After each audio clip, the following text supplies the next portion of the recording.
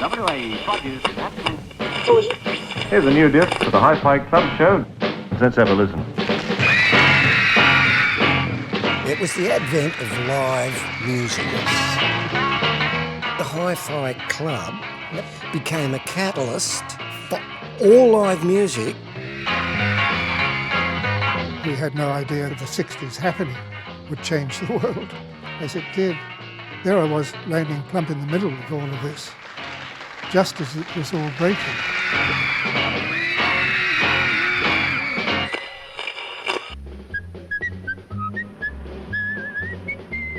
Perth was a large country town, but it was quite nice, really. It was a friendly place. The whole of the metro area was only about 3.5 MCGs of people, which is about 3,500,000. There was no television. Radio was fairly limited. The world outside was only known to us from Hollywood movies. Behind the times, behind the clock, we were behind everything. Society was being rebuilt. There were new attitudes coming in, new influences, and I think that young people were ready for this. And the new craze sweeps the world, rock and roll. Colin, he was the DJ. DJs were the king of the heap. But we won't tell him that because it'll go to his head. Yeah. And now here's Colin Nichol.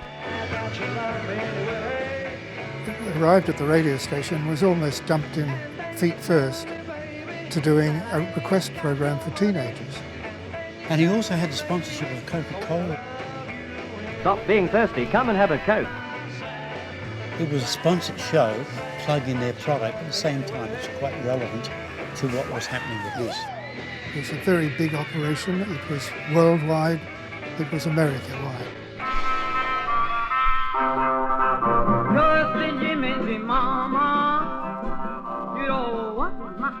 So we started the HiFi Club dances and shows at the Embassy Ballroom, and the membership was building all the time. I first heard about it simply because Bill had asked me to play in the band, and he said, we're going to do the HiFi Club on Saturday afternoon. I said, oh, sounds like me. Is there girls there? I'll be there. The dresses were great, you know. Every time they turned when they were jiving, it was a very pretty picture. Not just the legs, the dress as well. The mics were live, you didn't swear. You plugged in, turned your amp on, and played. I made sure the band members were smartened up, that they tuned up before they went on stage, that they were smartly dressed, that they didn't smoke on stage. Basically, I just tried to hold the whole thing together as tightly as possible.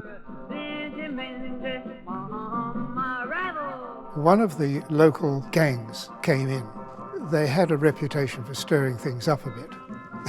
We looked like easy pickings, I suppose. So I went to have a chat with the lead fellow. I just said, you're not here to cause any problems, are you? Oh, no, we're just here for the music, like everybody. So he became security. Hello, Josephine. How do you do? Do you remember me, baby? I thought, like everything, that there has to be an end to all of this. And I'd heard a rumour that there was going to be commercial radio in England. So that's what tempted me, and that's why I dropped out of the HiFi Club.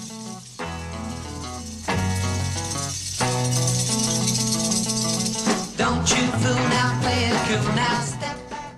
Rock and roll just took off right around the world. And that, of course, snowballed.